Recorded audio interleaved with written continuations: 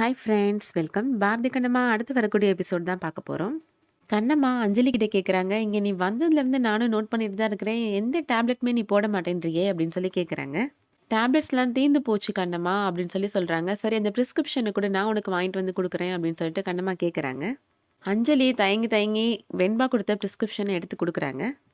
கண்ணம்மா அதை பார்த்த உடனே சொல்லிடுறாங்க, இது பாரதியோட கையெழுத்து கிடையாதே, யார் உனக்கு எழுதி கொடுத்தது அப்படின்னு சொல்லி கேட்குறாங்க. அஞ்சலி உடனே யோசிக்கிறாங்க, வெண்பா தான் இதை கொடுத்தா அப்படின்னு சொன்னா பிரச்சனை ஆயிடும். நான் ஹாஸ்பிட்டல் போனப்ப அங்க ஒரு ஜூனியர் டாக்டர் கிட்டக்க பாரதி மாமா எழுத சொன்னாங்க அப்படின்னு சொல்லிட்டு சமாளிச்சிடுறாங்க. இந்த டேப்லெட் போட்டா எனக்கு உடம்புக்கு ஒத்துக்க மாட்டேங்குது அப்படின்னு சொல்லி அஞ்சலி சொல்றாங்க. உடனே கண்ணம்மா சொல்றாங்க, யார் எழுதி கொடுத்தா என்ன, உனக்கு இந்த டேப்லெட் ஒத்துக்கல அப்படின்னா நீ போடாத அப்படின்னு சொல்லிட்டு அந்த பிரிஸ்கிரிப்ஷனை கிழிச்சு போட்டுறாங்க. நாளைக்கு காலையில நான் உனக்கு நாட்டு மருந்து வாங்கி கொடுக்குறேன், அதை வேணா நீ போட்டு பாரு, அது வேணா உனக்கு ஒத்துக்கும் அப்படின்னு சொல்லி சொல்றாங்க.